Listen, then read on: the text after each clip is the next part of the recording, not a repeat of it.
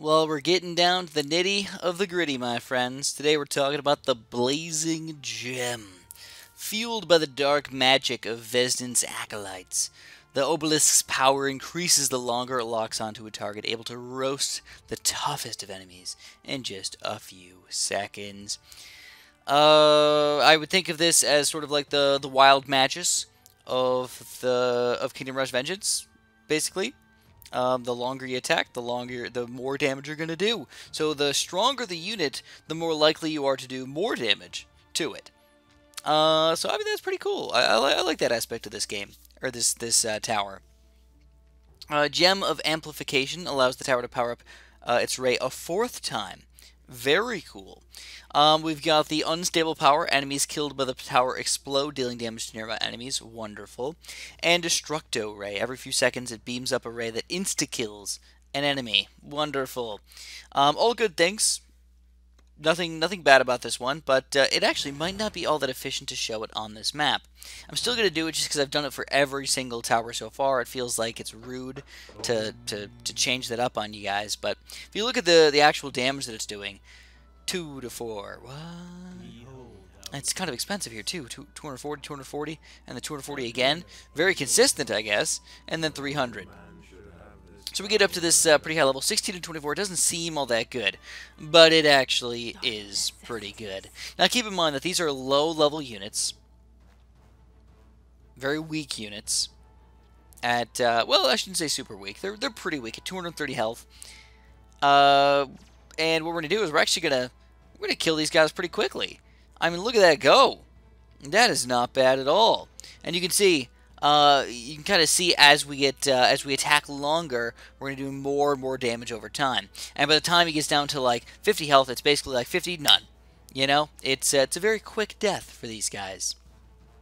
Now this is a magic tower, not a physical attack damage tower. So you're definitely going to have to keep that in mind while you're playing this game.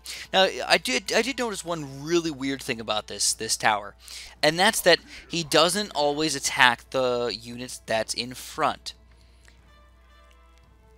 I don't know if I don't like that. I'm not sure. I can't fully decide, because on one end, it would really suck if guys were trying to sneak through your defense, and all you did was you just kept attacking, right at the very edge of your range, and it was like, attack for half a second, gone, half a second, gone, half a second, gone, and you don't get the full power or the full charge out of this thing as they run out of your range. So on that aspect, I'm like, okay, that's a good thing. But I feel like it doesn't just attack the guy, who's like a little bit closer into it. It attacks people who are like almost last. Like his targeting is almost last or second to last or something like that. I don't even really know what his targeting actually is, but it's not all that good. It's okay. I like parts of it, but I don't like the other parts of it. I don't know. I don't fully understand what I'm supposed to do about it. But it is there. I just wanted to point that out. It is there that it targets in a weird way compared to all other towers in the entire rest of the game. So here we go. The Gem of Amplification. It allows us to, basically, if we ever get to some really, really strong units, we can amplify for a fourth time and be even stronger and damage these guys even more, even further, beyond what we're used to over here. With these low-level units, we're definitely not going to get to that point, though. We're basically killing these guys too quickly is the problem. I know, it sucks to be too good at the game, right? Here we go. We've got the Destructor Ray. Beams of ray that insta-kills an enemy. Whoop! There it is. Reduce the cooldown by 2 seconds? What? Really? Reduce it by 3 seconds? Well, it must be happening quite often over here, man. And I think it does. It happens a pretty reasonable amount of times. But I still find spending that amount of money to reduce it by 2 seconds or 3 seconds just doesn't really seem worth it. For the most part, I would say just get the first level and just say, oh, that's it. That's all I need to get. And then you'll have the Destructo Ray that happens every once in a while.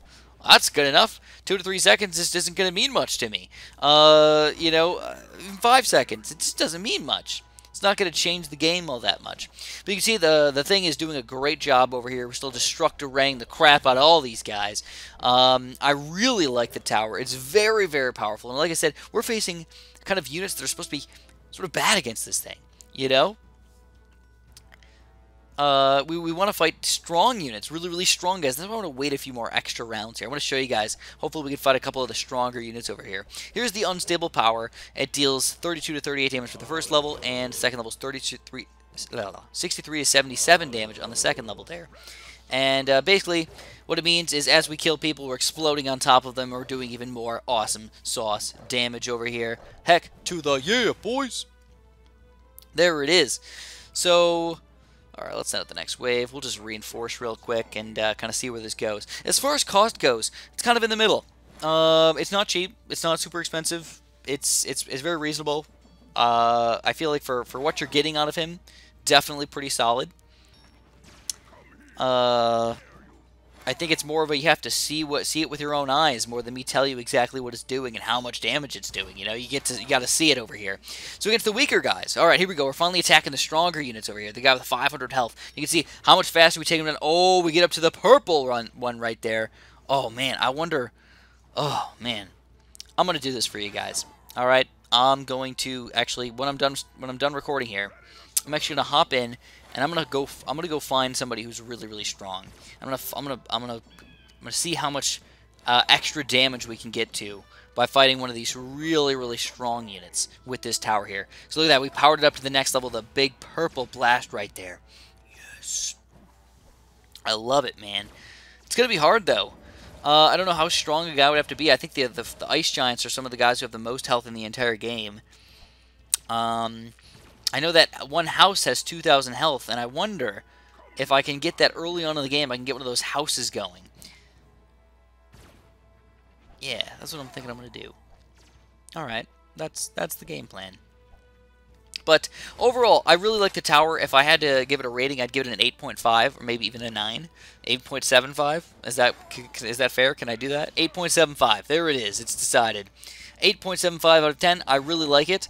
I don't feel like it's unstoppable or anything like that. And if you get too many random low-level units coming in here, it can definitely be sort of a waste of money. You can tell we're getting overrun by farmers in here, actually. It's kind of goofy to see. But knowing that you can do crazy damage to really strong units when no other tower can do anything even remotely close is what gives him his advantage. He's so unique as a tower.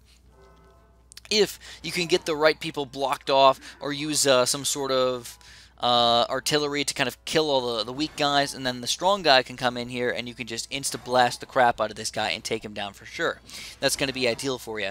So before the end of this video, though, I'm actually going to hop over into the other level and we're going to test him out over there.